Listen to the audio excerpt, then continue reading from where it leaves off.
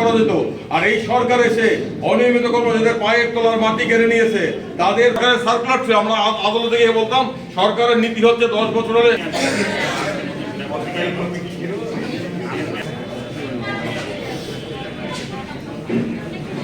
আগের সরকার, আমি কোন সরকার আগের সরকারের স্কিম ছিল, আমরা সরকার তাদের দীর্ঘদিনের বঞ্চনার অবসানে এখানে রাজ্যভিত্তিক কনভেনশনে মিলিত হয়েছে।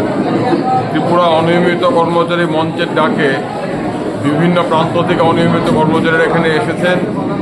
আমাদের একটাই দাবি, সমস্ত অনিয়মিত কর্মচারীদের নিয়মিতকরণ করতে হবে এবং নিয়মিতকরণ করা সাপেক্ষে অনিয়মিত কর্মচারীদের সমকাজে সমবেতন দিতে হবে।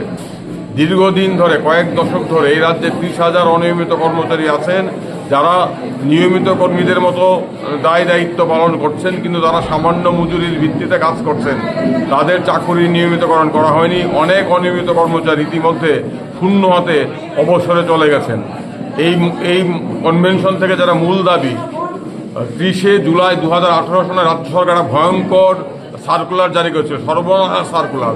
এই সার্কুলার মূলে এই রাজ্যের অনিয়মিত কর্মচারীদের ভাগ্যকে চিরতরে অন্ধকারে ঠেলে দেওয়া হয়েছে।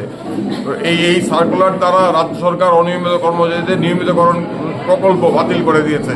আমাদের দাবি, অবিলম্বে অনিয়মিত কর্মচারীদের নিয়মিতকরণ করার জন্য রাজ্য সরকারকে প্রকল্প জারি করতে হবে।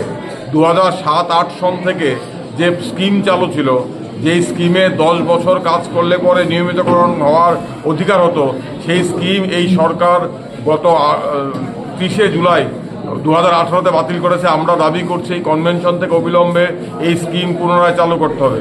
আমাদের দাবি হচ্ছে রাজ্যের সমস্ত অনিয়মিত কর্মচারীদের অবিলম্বে নিয়মিতকরণ করতে হবে এবং নিয়মিতকরণ না করা অবধি তাদের প্রত্যেককে সংবিধানের আদর্শ অনুযায়ী সমকাজে সমবেতন দিতে হবে এবং যে সমস্ত অনিয়মিত কর্মচারী ইতিমধ্যে অবসরে চলে গেছেন তাদেরকে এককালীন 10 লক্ষ টাকা ক্ষতিপূরণ দিতে হবে, এককালীন অনুদান দিতে হবে এবং আংশিক সময়ের কর্মীদের নিয়মিতকরণ করা, DRW করার যে স্কিম চালু ছিল সেটা আবার পুনরায় চালু করতে হবে।